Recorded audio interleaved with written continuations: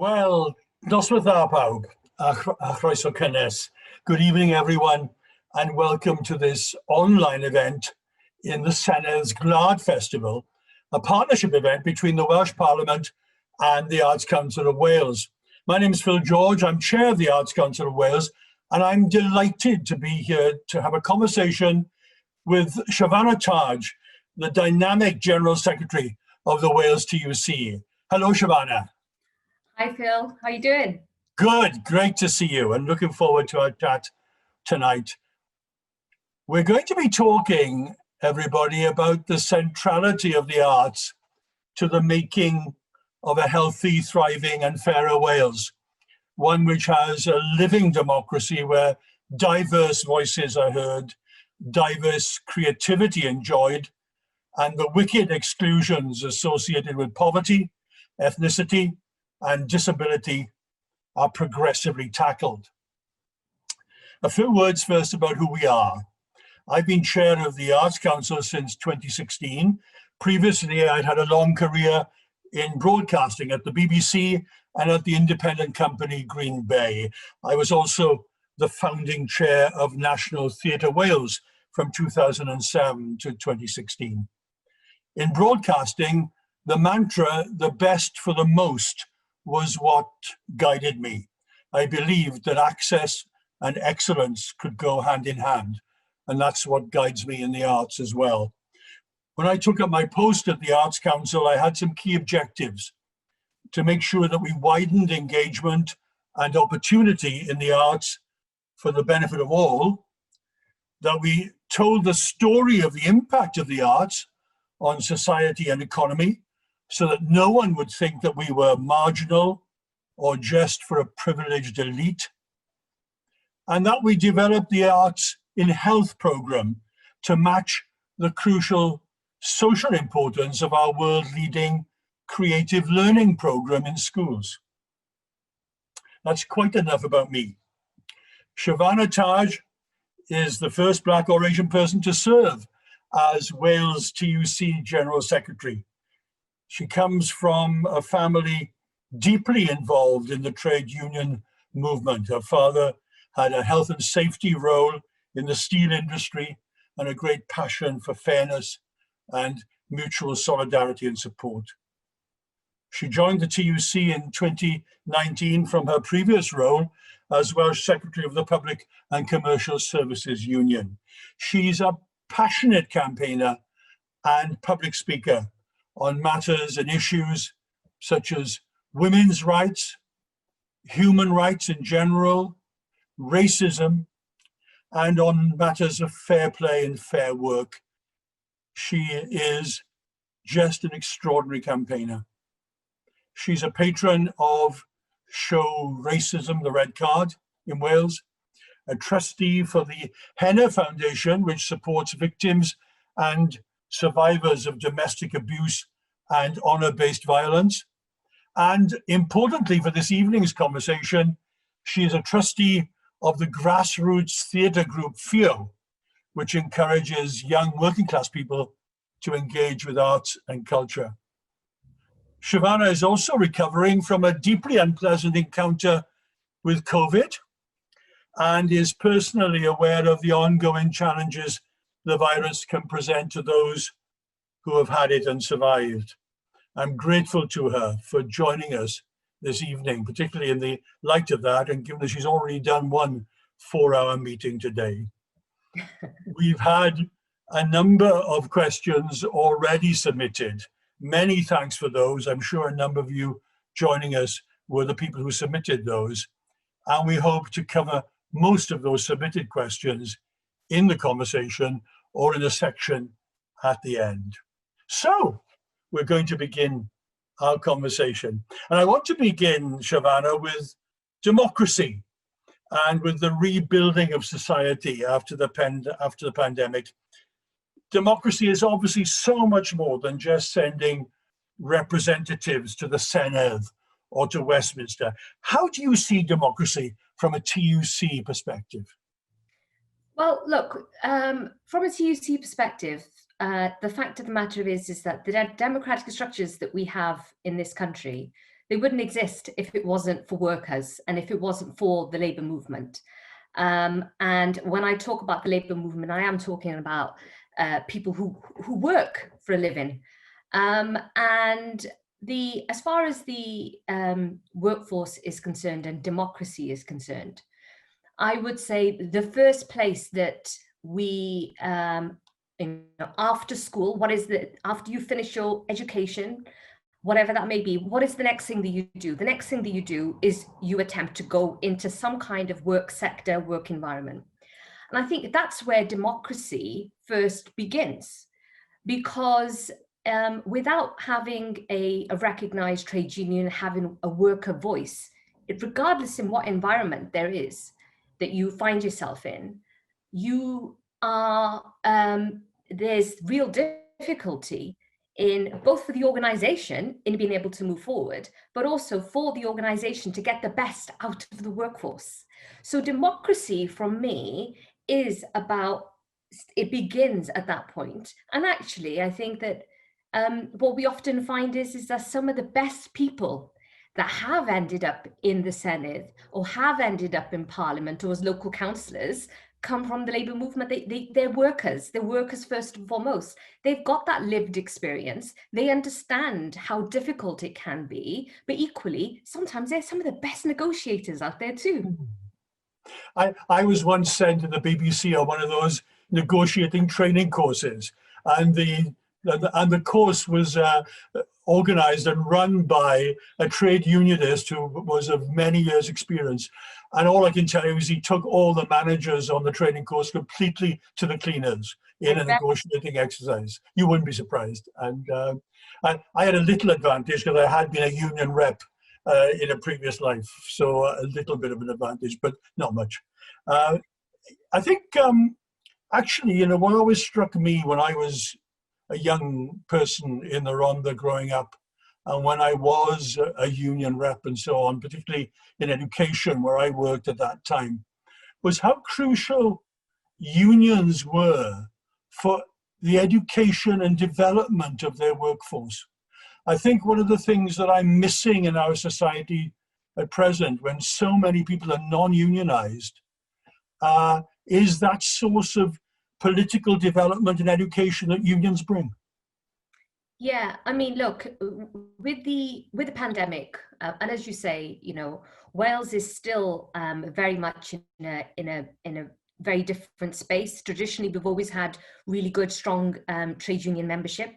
But of course, as the sectors have grown and things have changed, and a lot of work, particularly work from the public sector, has been outsourced, there have been changes and there have been difficulties. And trade unions have possibly not always been able to reach out to some of the unorganized workforce, unorganized labor. But what the pandemic has actually done is it's shone a massive bright light on those inequalities.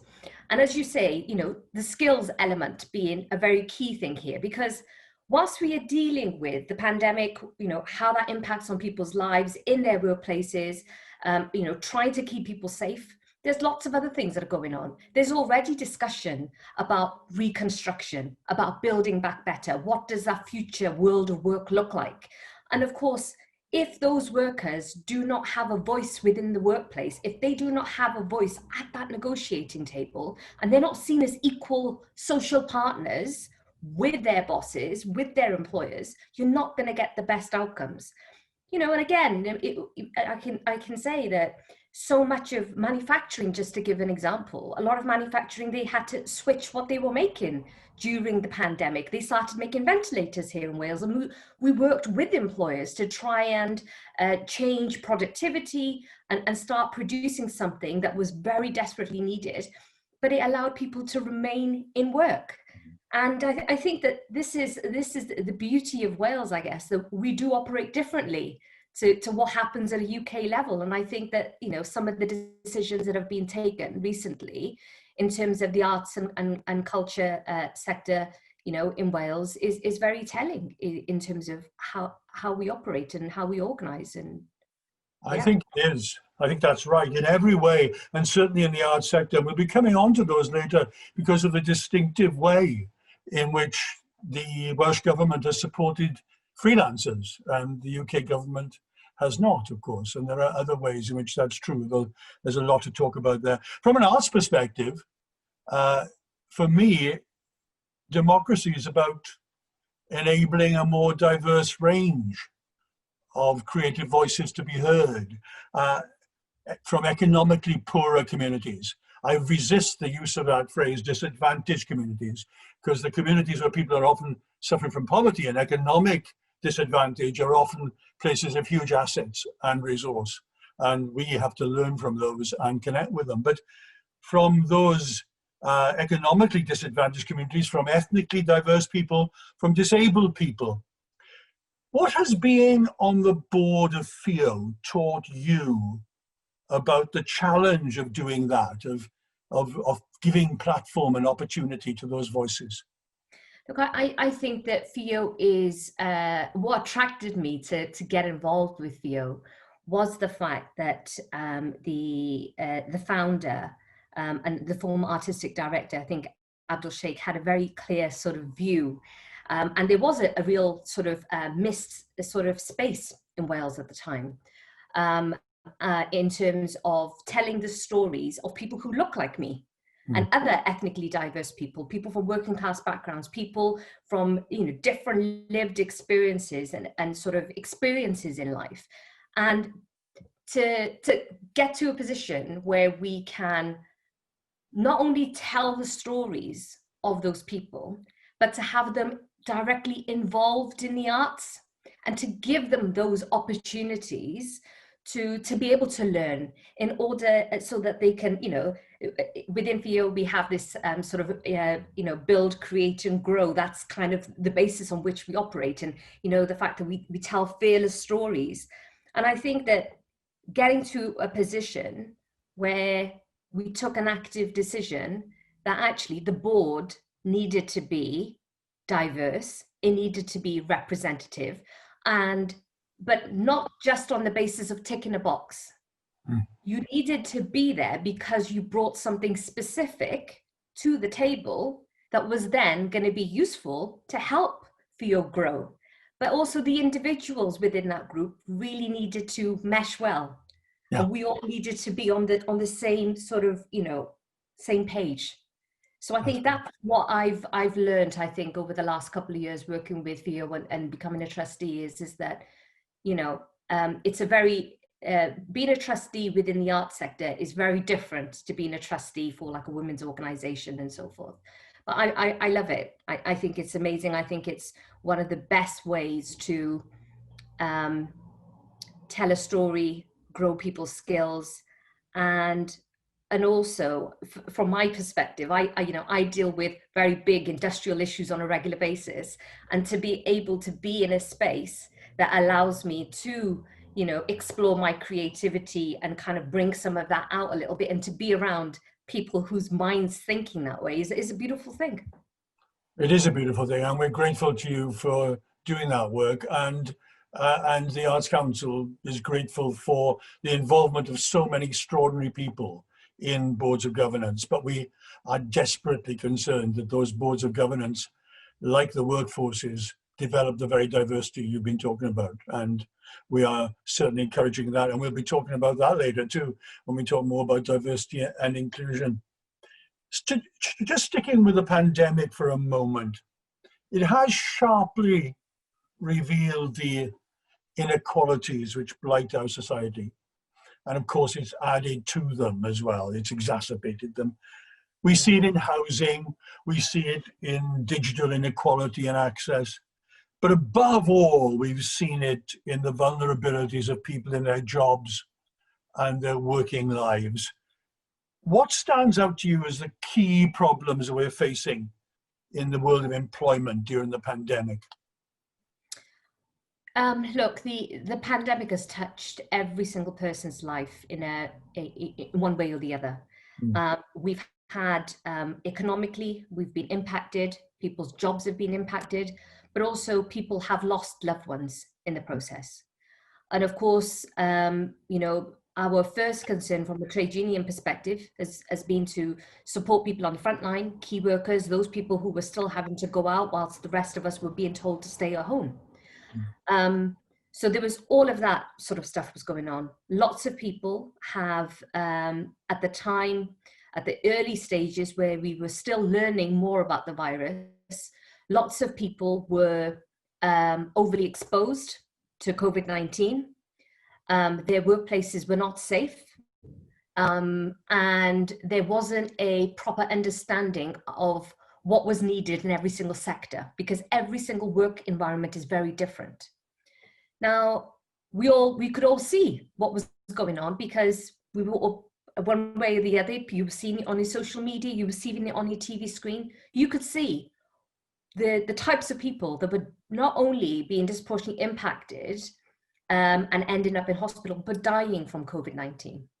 So, and it was predominantly people who worked in, certain sectors, in, in meat processing plants, worked in insecure employment, and if they, were not entitled to the range of different government grant support schemes, and people in precarious terms and conditions and contracts, 0-hour contracts and so forth, people who had been exploited for such a long time, because of course, remember, this has all happened up against a backdrop of, a decade plus of austerity, where funding has been tightened, and we've seen our social security system change, continuously. There's been so many changes, and the impact on communities, and even from, we hadn't even recovered from the last economic downturn, from 2008, we were still in that sort of space, and many communities in Wales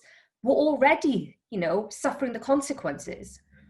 And even though, the Welsh government had done some, good work in trying to make improvements and help people, and of course we had some EU funding, now we're leaving the European Union, there's so many uncertainties for us, and we've got to start thinking about what we value as a society. And, social care is one of those areas where, the majority of it, at the moment, majority of it is in private hands. We all rely on these services. We need to start thinking a bit more and a bit more carefully, because we can't go on like this. Universal credit is a joke. Statutory sick pay, let's not even go there. The fact that people feel that they have, regardless, most people want to do the right thing. They want to, if they end up contracting COVID-19, they want to self-isolate. They want to do the right thing publicly.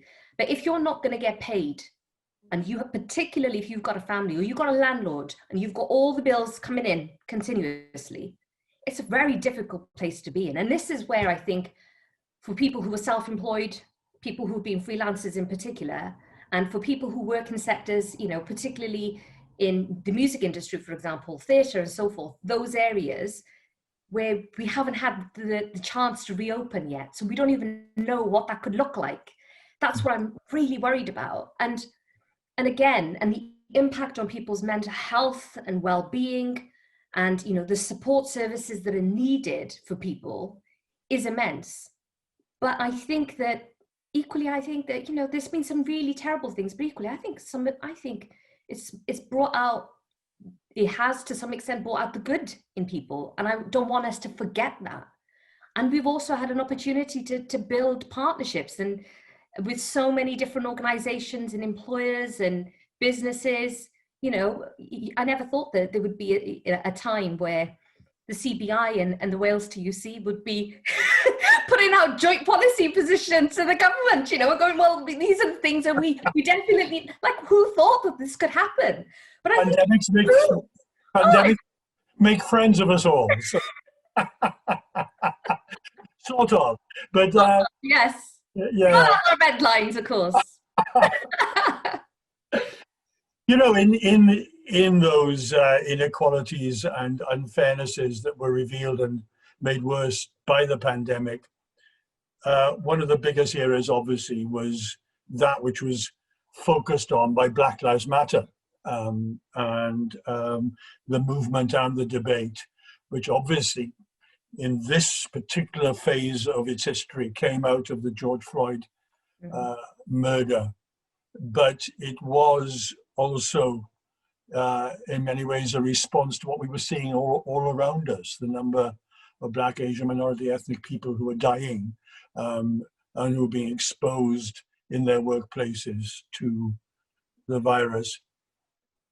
You've spoken about the need to have uncomfortable conversations about racial justice.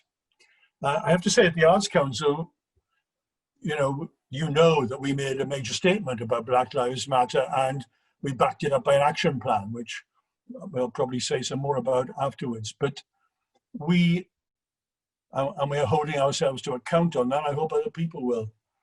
But we've begun as part of it, those conversations. And we've been having conversations with artists from Black and Asian backgrounds and with disabled artists.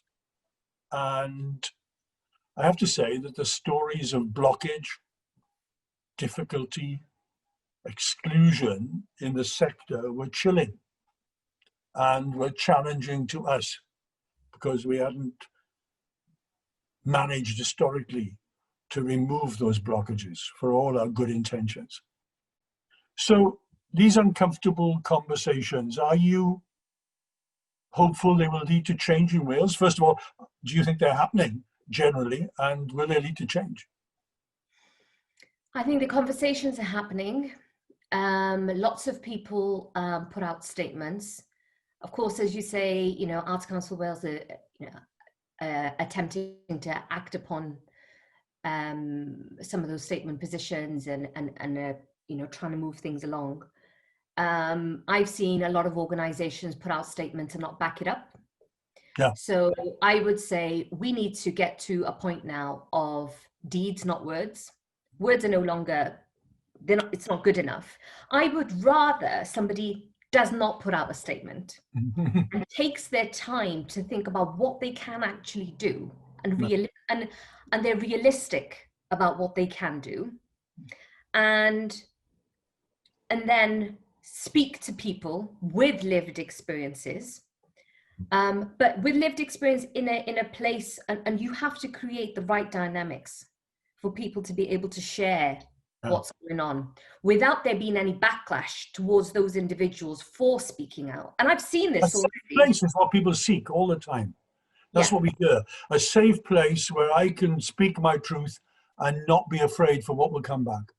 Absolutely, 100%. And this is where I think that trade unions can help. And this is where I think having organized, worker voices, having trade union voices on boards, and being at the big decision-making tables can be really useful. Because we do have the skills and we do have the experience and the ability to work with a range of different organizations, but to bring a range of different ideas to the table. I think that the First Minister, the fact that the First Minister set up the BAME Advisory Group, specifically looking at the socio-economic impact of COVID-19. I was a part of that group. There was a series of recommendations, and there has been an agreement on how we move forward on some of those issues. Now, the fact of the matter is this. My position is that any public institution or business that has been in receipt of Welsh Government funding or support, there should be a responsibility when it comes to diversity matters, when it comes to equality and inclusion. And whilst as far as the public sector equalities duties are concerned, whilst they exist, even for the public institutions, currently there is no mechanism to hold people to account. Mm-hmm. So there's a lot of work that needs to be done in order to address systemic structural racism within our big institutions. First and foremost, to break down some of those barriers and in some cases start again. And equally, I think that, when it's going to be interesting to see what we do as far as bringing Black history into our school curriculums is concerned. But I think that education needs to be for everybody. I think that yes, we should start as far as the curriculum is concerned, but equally we should be exploring much more wider. And I think that that's where, you know, arts and theatre and music has a place. And Black history is everybody's history. 100%. Yeah. Absolutely. Well, we have made some commitments, and we will be held to them because we made a big statement about the commitments. So we will be making changes inside ACW itself, the Arts Council, and we're appointing a senior figure, an agent for change. And in our conversations, we'll be making that appointment soon. And in our conversations with Black and Asian artists, they told us, whatever you do, don't put everything on the shoulders of the agent for change. It's got to be owned as an agenda across the entire organization, you know. Well, you know, it's tiring, isn't it? It's hard. It's hard when everything is put on you. Yeah. And it's as if like you've got all the magical answers. And it's really tiring when you're an activist in particular. It can, you know, it's like people say, I'm sick and tired of being sick and tired. Yeah. And it's not my job to educate you. And I think that that's where organizations like we've seen spring up, like the Privilege Cafe, you know, that's run by Ymunwch. I think those types of spaces are really interesting and exciting because they're allowing safe spaces for people to ask questions. Like I always say to people, no question is a stupid question, you know? And how else are we going to learn and grow and, you know, and do better? We can't do that without those types of, you know, spaces. That's right. And the other thing we've committed to, obviously, is that we will be developing our lottery funding outside of our revenue-funded organizations. We will be developing ring-fence funding programs. And we want to involve people from the communities that we're ring-fencing for in some of those decisions. I think that's the involvement of communities is so important. Absolutely. And then in the revenue funded, obviously we've set targets for the revenue funded organizations in relation to their boards and their workforces and their programs of work also. But also, we've got an investment review coming up in the next couple of years. It was meant to happen this year, and obviously we had to postpone it because people were not able to show their track record because they'd been stopped from working. And so we're going to be doing it in 21-22 with the decisions being enacted for spring 23. And what we've got to do is make sure that we have development processes and development funding that help those organizations which wish to become part of the revenue funded portfolio to be ready. Because you won't get a more diverse portfolio if people are not ready to join it. So, yeah.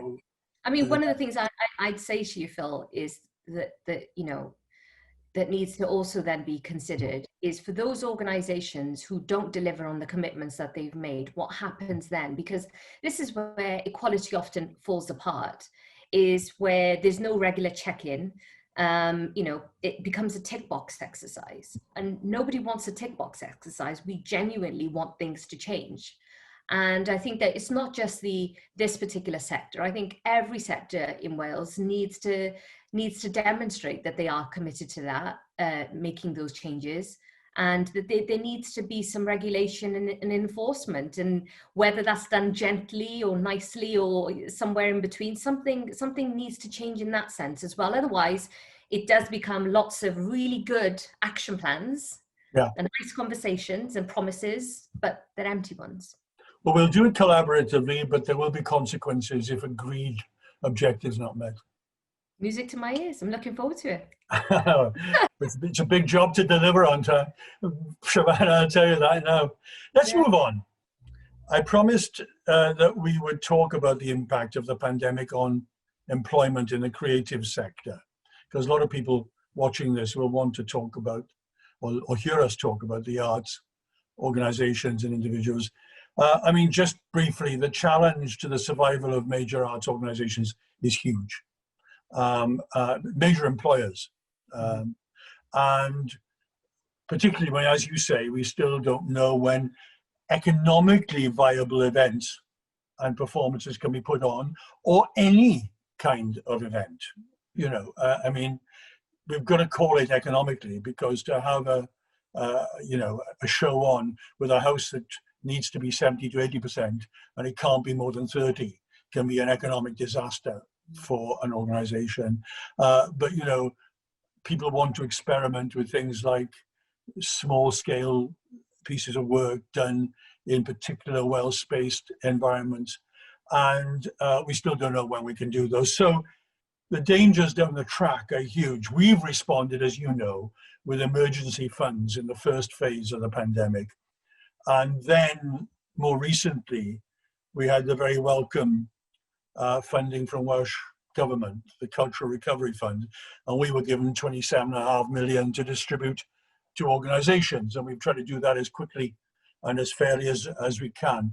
But there are still jobs going, even though we're saving 1,800 jobs, there are still jobs going because of uncertainties around where people will be in the spring, and they're making their business plans.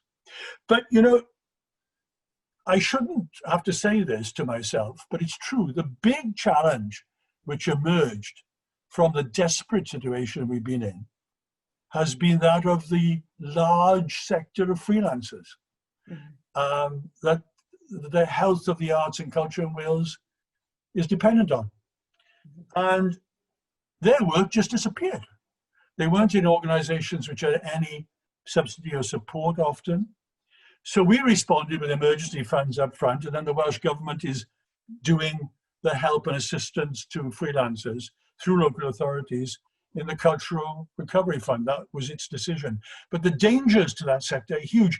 What are you hearing from the union and other contacts about the employment crisis in the arts? The situation is really tough. I guess having the support that has been provided by Welsh Government to date has been welcomed. And I think it's helped the sector for now.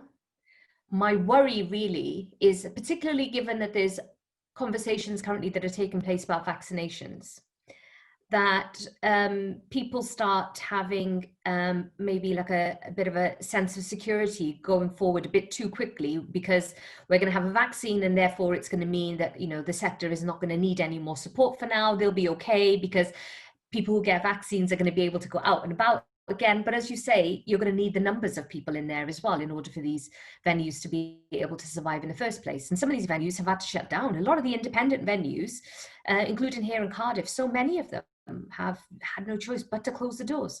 And when they close the doors, as you say, it's not just the people who are directly employed within those areas, but also lots of individuals and freelancers. And even now with the hospitality industry, and, you know, for people who you know, freelancers, particularly musicians who make their money, particularly during the Christmas period, you know, the wedding season, the summer season, they haven't had that. Now, without that, without being able to work during those times, I think having a one-off payment from a freelancer fund has been welcomed. It's been good, but that doesn't pay all the bills that have stacked up in the process. And there's always this assumption that if you are a freelancer, that you must have some money in the bank. But actually, a lot of people are freelancers because they love what they do. And there's a range of different reasons as to why people are, you know, in those types of areas. So I think that the biggest anxiety that people have at the moment, if I'm honest with you, is how, you know, when are we going to get to that point that we can start doing live performances again? Yeah. When are things going to be different? When are Welsh Government going to invest in the, you know, in our infrastructure so that we can have more events online, you know, so we can have bigger numbers of people, so we can start exploring the options of doing things differently. But again, in order for that to be a viable, real, you know, really good experience, and for people to be willing to, you know, prepared to pay for that, they need to get something really different. And it still needs to be accessible and affordable. Because a lot of people are set to lose their jobs. You know, furlough's been extended, that's great, but it will cut off come spring. The self-employed scheme has been expanded again, great, but there doesn't seem to be a plan after that. So we now need to see what the future world of work looks like, or where does this sector fit into all of that? what kind of Wales do we want to be? Is it the same Wales that we were talking about creating and building when we were talking about Brexit? Or is it a different Wales? That's important conversation for us to have in order for us to understand what this sector is then going to look like, and how does it fit in to wider plans of reconstruction and building back better and reskilling. And I'm already having lots of people have been contacting the trade unions and saying, I've worked in this sector. This is the only sector I've known, since I was 17, 18, this is all I've done. People in their 40s, late 40s, 50s now, and they're going, I've taken a decision that I haven't got a choice now, but to reskill. What I want to know is, where do I go? And it's great. We've seen the reports that you've all done, about building a green economy, having that just transition, but my sector doesn't get a mention. So that means that this sector is not going to survive. So you need to tell me which course I need to be doing now, because I need to start planning ahead a little bit. And it's really difficult, because it's not really what people want to do, and why should they have to? That's so powerful. It breaks my heart when I think that we could be hemorrhaging extraordinary skills and talent and creativity from this sector. And you're right. We'll take a question later on, or we'll consider a question later on about theatres and live music venues. I want to sort of create a little space for that towards the end and what to do. But we're constantly talking about their needs with Welsh Government, as is Creative Wales on the creative industry side. And we do need to look at what it will take to meet the digital need. And to create digital opportunity, because digital has for too long been seen as just a marketing thing. And it's not a marketing thing, it's a creative space. Yes. And we need to be entering that space across the arts much more fully. And also, I think your point about where people can work, we actually have in the arts a huge developing practice of collaboration under the umbrella of the Future Generations Act, which encourages organizational collaboration in the public sector and elsewhere. We've got this terrific work that's emerging now. We've got a really good memorandum of understanding with Natural Resources Wales, which will create opportunities for art in landscape. And that will be important. And Wales has got some great achievements in that. And we've also got this terrific partnership with the NHS Confederation to create arts and health work in the 7 health boards. And we're jointly funding with those health boards arts and health coordinators. Now, when we really, you say, what kind of society should we have and do we want to have? When we really get a society focused on well-being and on building up people's mental health, we're going to need a social prescribing structure which is really rich, where people can have access to all kinds of activity through social prescribing. And to do that, we're going to need to train not just the doctors and the practice managers, but more artists to deliver that, and win their trust that when they do it, they're still going to be artists. They're not just going to be social workers, monkey. They're going to be artists. They'll only be any use by coming out of their field like artists do, by being creative and by challenging. And so it's going to take all that as we move forward.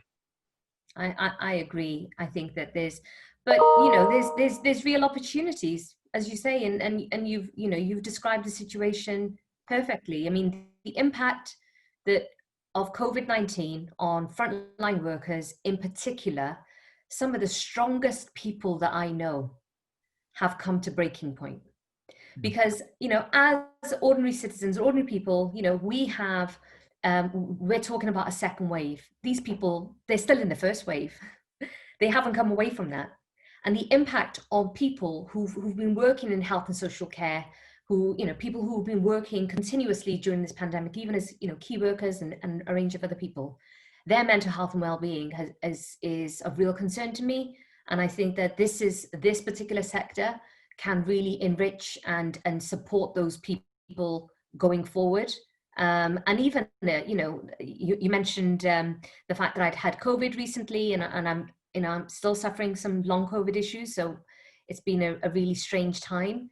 But equally, the impact that that COVID even has on your mental health and your well-being is pretty crazy. And like I've had some issues with forgetfulness sometimes, and I just have like complete fog.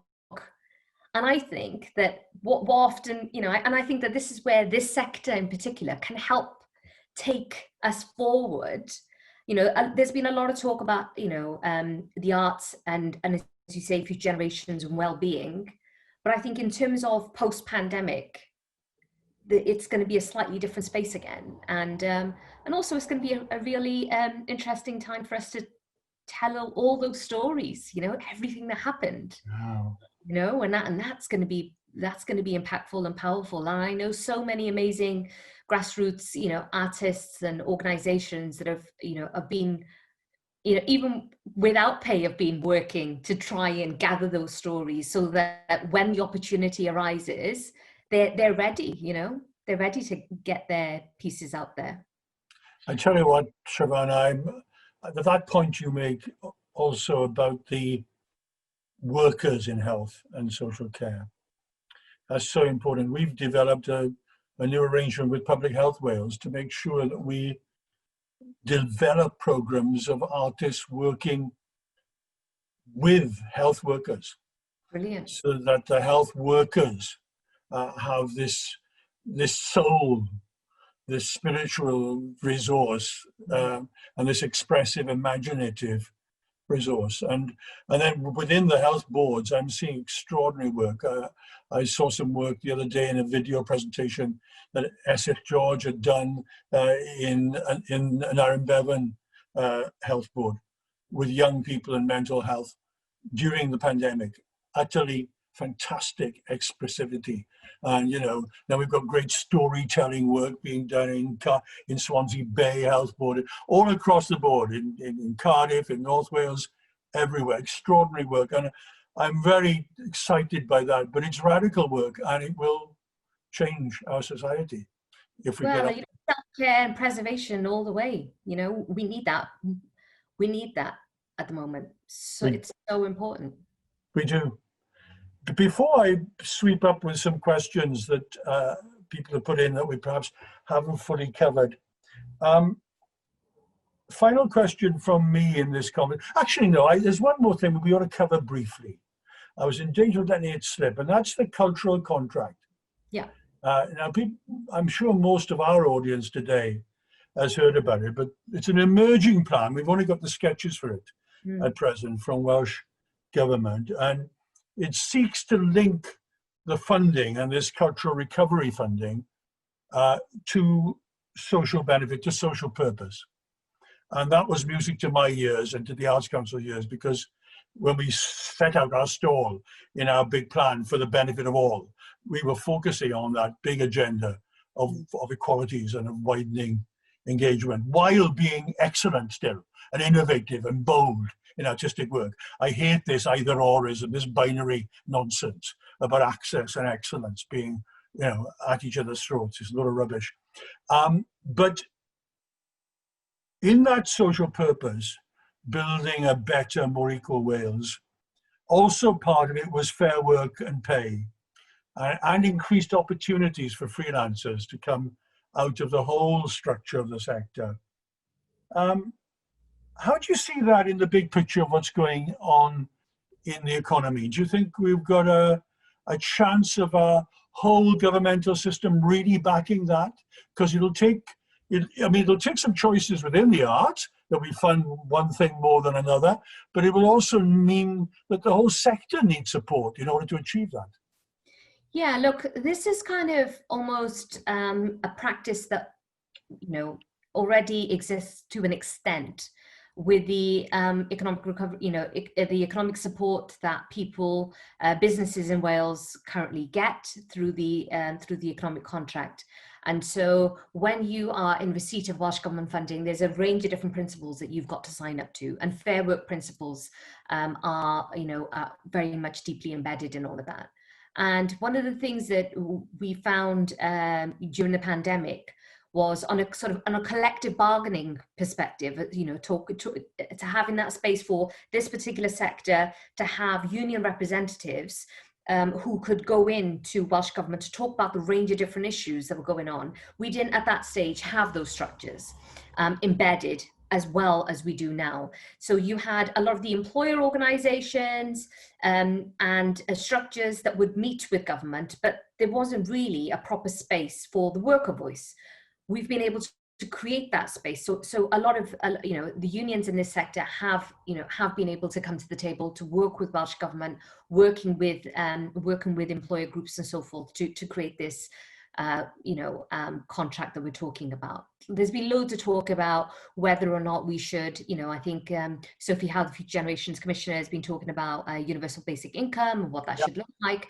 And our position on this is that UBI, we should be thinking about those people who have been most detrimentally impacted by COVID.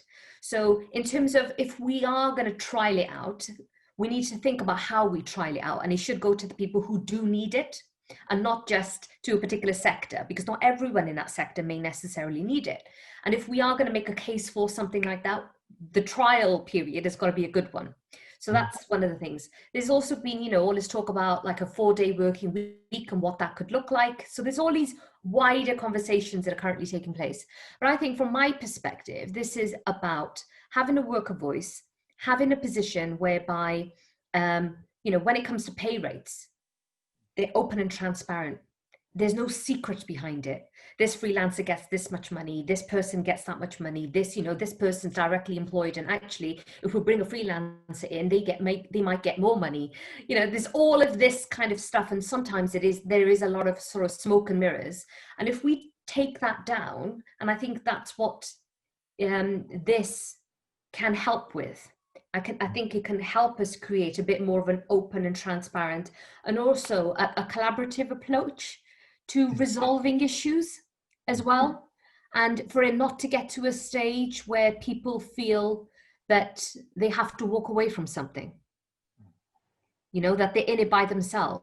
And this is about having a stronger collective voice and having having people, particularly, from our perspective, one of the things that the Fair Work Commission recommendations was about, having workers on boards, having workers at the decision-making table, and, reaching out to those people, particularly those who are the lowest paid, that often just get ignored. And we've seen that. We've seen that where we've had outbreaks, outbreaks in unorganized, non-unionized workplaces.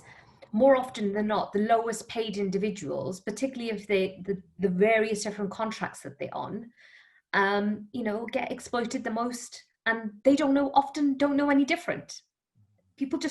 Quite often, people don't even know what their rights are at work. And that's why I think, over the next short period now, we'll see the Welsh Government is going to be working with employer organisations and unions to launch a bit of a workers' rights campaign. Because I think it's really important for people to understand, what they are entitled to in their workplace. Well, we'll be closely working with that in relation to arts organisations and also freelancers and the place of freelance work in those arts organisations, because that's where they get most of their work, of course. And I did get a question about unions in the sector. One of the questions that came in, and asking what the current engagement with unions is. Now, obviously, we have a union agreement within the Arts Council itself. That's a separate matter, and different organisations have their own union agreements. Across the sector, we don't have actually any formal structures. We do talk to union reps on an ad hoc basis. you know, and then these conversations have actually intensified during the pandemic for the reasons we've been talking about as we've developed our funding responses. And so obviously we're talking with the unions in the sector, whether it's Equity or Beth or the MU and so on all the time, but we don't have any formal setups. What we do have though, which it's worth reminding people of, and we're going to make sure that it really bears on everything to do with freelancers, is it's already our policy that everyone in the creative sphere should be fairly remunerated. And that this is stated in our funding guidelines when we give funding out. So we expect creative professionals to be paid according to agreed union and trade association standards. Now, I know that there are all kinds of variations in the talent business sometimes, which we need to get the clarity that you talked about. But there should not be people falling below the agreed union rates. I agree. And look, we've seen it, haven't we? We've seen so many issues like this come up, even in, you know, some of the big BBC cases of equal pay, yeah, you know, and race discrimination and so forth. And I think that when you have formal agreements in place, you know, you can be much stronger. I mean, we had so many issues, you know, for example, over the years, you know, in the National Library of Wales, National Museum of Wales, we had disputes and all sorts of things. But we got to a stage then where we created formal partnership arrangements for the heritage sector.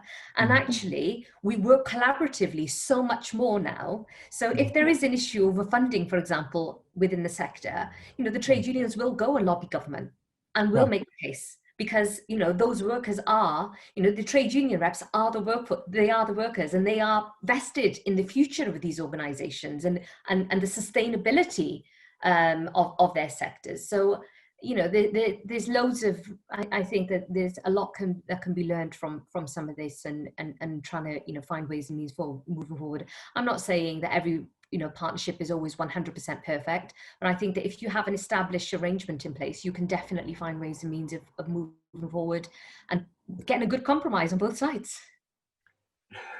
I've got a few questions that have come in that I must sweep up on. We've talked about most of them. We've talked about how we can support arts organizations to build for the future post-COVID. We've touched on that. We've touched on theatres and live music. I know it's such a grim problem. You know, we are in constant weekly conversation with the Welsh government, which has this crushing and huge responsibility for the safety of us all. Yeah. And we've got the economic issues about under what circumstances can you know, economically reopen if you have to space and have smaller audiences.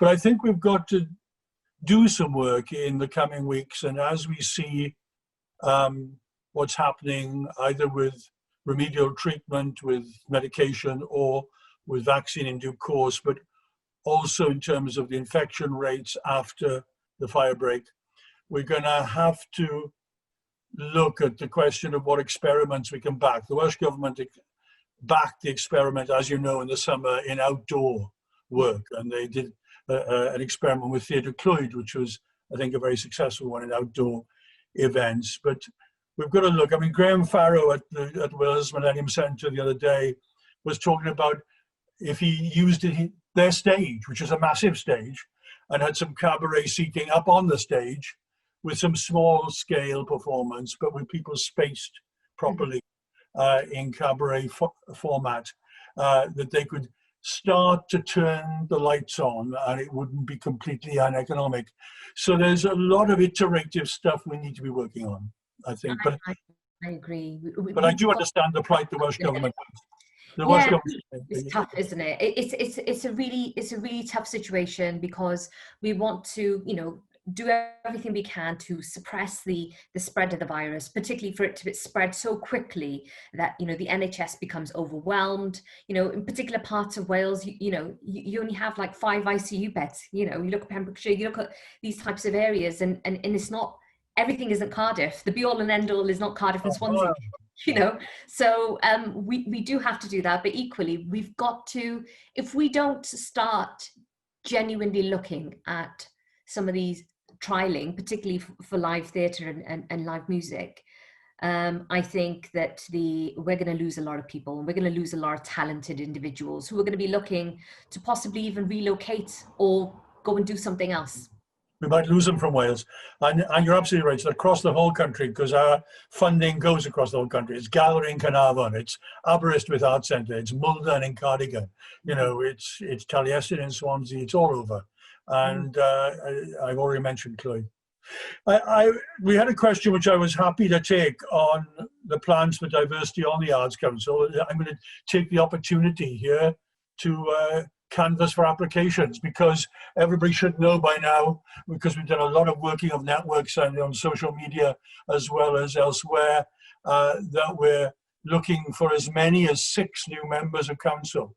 By November the 23rd, the applications have to be in to take up posts on April the 1st next year. The Arts Council has had major voices in disability, a UK champion in Andrew Miller in disability, whom we're losing after 9 fantastic years service next spring. And we've had Black and Asian voices, and still have an Asian member of council who will be with us for a good time yet. But I want to see more, and I don't want to lose that representation given the people who have left us now. And so we are deeply committed to that. And anybody who is watching this, who hasn't thought about applying, you've got till November the 23rd, and please get in touch with us if you want to talk about it as well in advance. So I'm using this opportunity to canvass that at this point. And we did have a question, which is probably the last one I should take now before a final one to you, Shavanah. We did have a question about whether we can afford to have an Arts Council and a Creative Wales in a small nation. It's a long and old question, and my own view about it, I don't know if you've got a view, my own view is that, you know, it is the history that's emerged, that Creative Wales is a new organisation that came out of that creative industries background in Welsh government. I think it's already showing a great deal of effect and promise. We have a good working relationship with them. I don't think it matters as long as we're really joined up and closely connected. And the fact of the matter is, given the agenda you and I have been talking about, there's a lot of work to do. And, you know, goodness knows the arts alone, which overlap, obviously, these sectors completely overlap and workers in them overlap, but the arts alone have enough to do. And are fragile enough. So I'm glad to have an organisation with a focus on creative industries in the field, but I think it matters that we get really closely joined up in what we do. Do you take that view? Do you agree with that? Yeah, I agree with that. I mean, it goes back to what I was saying about, you know, his historic Wales and what came out of that review, and how that particular sector got together and started to work more in collaboration. And I think that so long as people are working in collaboration, you know, sharing skills and information, I think the sector could be even more powerful than it already is. So I think that so long as you have those opportunities and a good agreement between yourselves in terms of how you work together, I can't see why it would be a problem. A last question from me to you, and it's in that context of advocacy and being a strong sector. I mentioned at the top of this conversation that one of my objectives when I came to the Arts Council was I wanted to end that sense that the arts were a nice to have extra, you know, that they were a bit on the side, a sort of icing on the cake. Okay, when you can afford them in good times. My whole aim was to mainstream them, for people to see that they were central to our society in jobs, in creative economy, in the cohesion of communities, and in the well-being of our citizens. And I think we've made progress in it. And I think when people look at the arts and regeneration, arts and health, creative learning in schools, which is such a dynamic program, I think it's changed our perception. Are we getting there, or is it still seen as a little bit of frippery on the side by too many people? I think we are getting there. I think, you know, organisations like Gentle Radical have been really good at creating that space and bringing, you know, going back to that, as you say, education, telling stories, but that outreach to communities and to communities that often don't get listened to and are not seen as, they're seen as kind of like value added or like a bit of a tick box, and as if they haven't got any ideas of their own, as if they don't themselves enjoy the arts. You know, that's another thing in itself, isn't it? But I think, look, I think that this sector has always been brilliant. I think it's been really difficult in the fact that we haven't had the representation that we should have had. But I think that that's equally a problem for every sector in Wales. I don't think it's just this sector that's unique to that. And I think that if so long as we remain committed to making those improvements, but also being bold and being brave to take those steps forward. So you've had those difficult, awkward conversations, and then you're prepared to leap forward. You know, just to mention, one of my trade union sisters, Lynn Henderson in Scotland, within the trade union movement, she has been challenging the trade union movement to say that actually we need to look different. We, you know, when it comes to those people who are in our sort of like senior representative positions and so forth, and she often talks about step aside brother, and this step aside brother challenge is very much about asking our brothers to step aside, not to disappear altogether, but to make that space so that more women, more diverse people can be in those decision-making tables. And for now, just take a little back step. We're not asking you to go away altogether, but you can be supportive, but from the sidelines.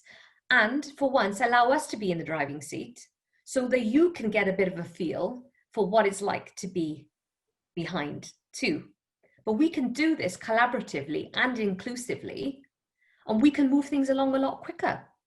So I think that challenge is an important challenge for the trade union movement, but I also think it's an important challenge for organisations in Wales and every sector in Wales, including the arts sector too. You're right. And I had a good experience the other day when I was reverse mentored under the scheme in the Future Generations Academy. And a young developing leader in Wales mentored me in thinking about some of the inclusion issues and particularly connecting with young people. And it was a fantastic experience and a humbling experience. And this person had such incredible insight. So there you are. I didn't quite step aside, but I did become the learner. So I just want to say that it's always, and I mean this really, truly, a joy speaking to you and listening to you. And thank you for doing this today in the GWLAD Festival. If we could see everybody watching this at present, there would be a lot of hands doing this, and there would be a lot of emoji type hands up. And Shavanah Taj, thank you very much indeed. And I just want to say also thank you to all you who have joined us and whoever listens and watches this after the event as well. The GWLAD Festival will be running throughout November, and it includes another evening discussing the creative sector involving that amazing comedian Kiri Pritchard McLean, Henry Widdicombe, Mary Beard, Edith Crawford, and Gwennan Mair. So watch out for that. Keep an eye on it on social media. We're going to disappear quite fast after I've said good night. So for now, diolch I chi gyd, cymer ofal, nos da. Thanks to you all. Take care and a very good night.